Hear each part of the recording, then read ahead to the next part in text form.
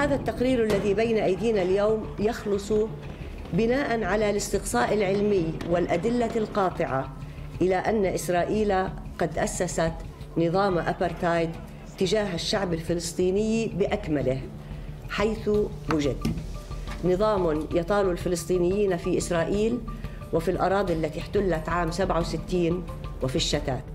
It was a damning report published by the Economic and Social Commission for Western Asia.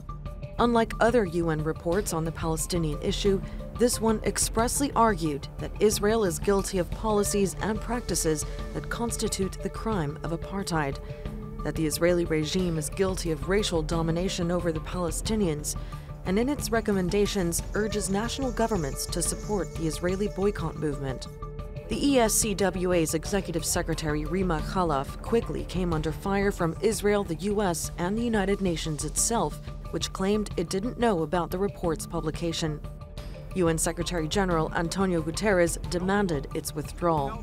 طلبت منه أن يراجع موقفه فأصر عليه وبناء على ذلك تقدمت إليه باستقالتي من الأمم المتحدة. The Israeli ambassador to the UN applauded Rima Khalaf's resignation, saying anti-Israel activists do not belong in the UN. It's time to put an end to the practice in which UN officials use their position to advance their anti-Israel agenda.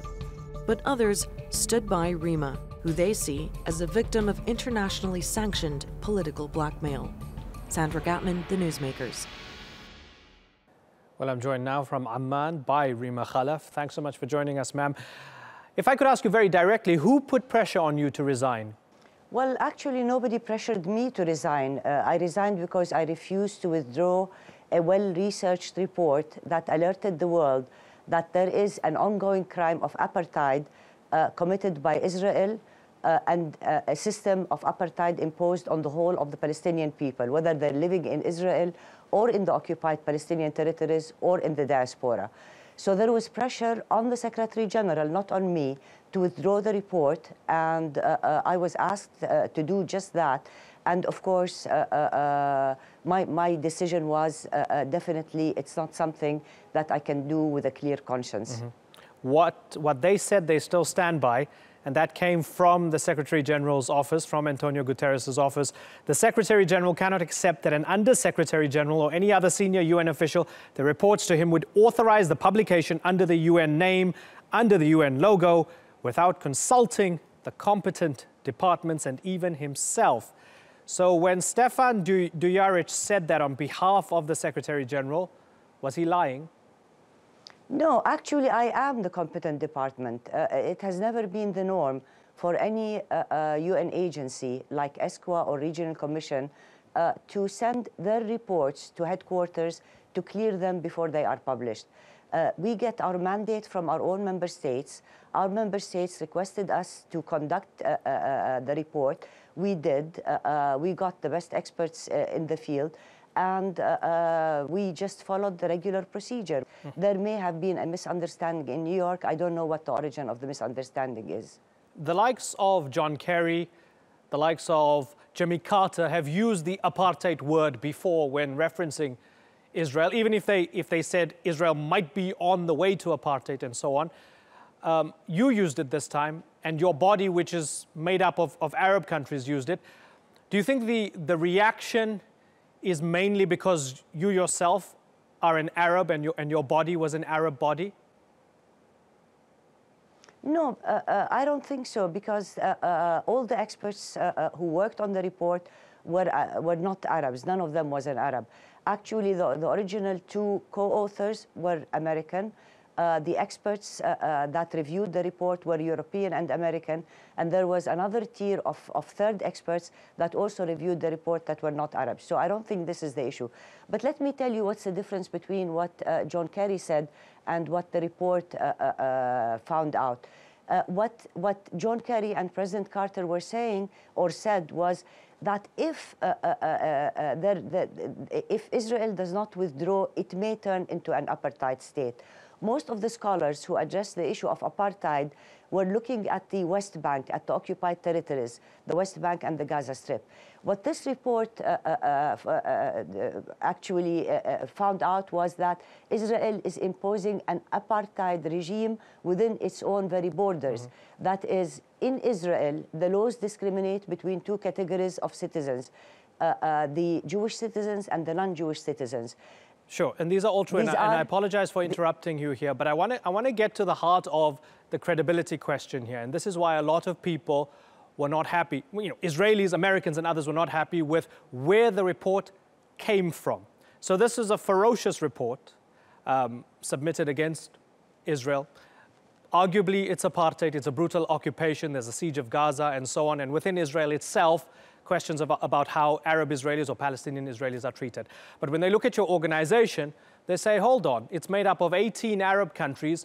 Where are the equivalent criticisms of the likes of Sudan, Saudi Arabia, Syria even, where there's a horrendous civil war going on? Where are those reports from Esquire criticizing those governments? Why is it only criticizing Israel?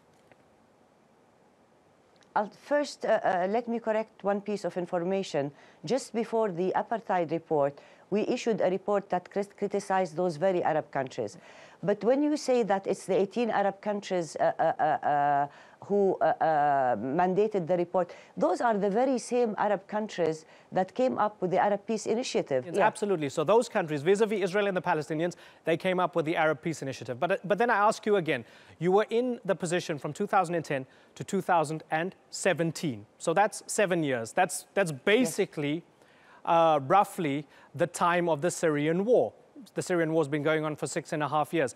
And I look at the headlines of the reports that came from Esquire when it relates to Syria. They go, assessing the impact of the conflict on the Syrian economy and looking beyond, or conflict in the Syrian Arab Republic, macroeconomic implications and obstacles to achieving the Millennium Development Goals. So undoubtedly, you're dealing with the issues within Syria, but that's a far cry from the report on Israel, which is Israeli practices towards the Palestinian people and the question of apartheid. And the report also says Israel has established an apartheid regime that dominates the Palestinian people as a whole. So again, where's the tough language on Syria? Is it because Syria is a member of Esquire, so you can't use that tough language on them? No, this is, we actually, in January, we published a report called Injustice in the Arab World. And we addressed all the injustices that has been inflicted on Arab peoples, and in many cases by their own regimes. There is a full section on the Syrian war and the responsibility of the regime, the atrocities that were committed during and before the civil war. We talk about forced disappearances. We talk about people, women raped in prisons. We talk about people, 17,000 persons killed in Syria. So it's all covered there. So nobody can accuse us of focusing on one country. We didn't single out Israel. Actually, I can say that Israel singles out itself because it is really the only country that is currently accused or guilty of the crime of apartheid. Let me make one other distinction. I'm not saying that many Arab regimes or probably some of our own member states do not discriminate among their people. But there's a difference between de facto discrimination and discrimination that is built into the legal structure of the country. In Arab countries, you will find some discrimination, but like any other country, this discrimination is against the law. In Israel, it is part of the law. Israel is the only country where equality is not a basic principle in its basic law. When you don't have equality as a basic principle, it means citizens who are treated as unequal citizens cannot even address or take their grievances to court because court does not give them equal citizenship or equal rights. So we need to differentiate between what's happening in Arab countries, and there are lots of injustices, and what's happening in Israel. Which is the difference between apartheid and between bad governance or sometimes brutal governance. Rima Khalaf, it's been a pleasure talking to you. Thank you very much for coming on the program.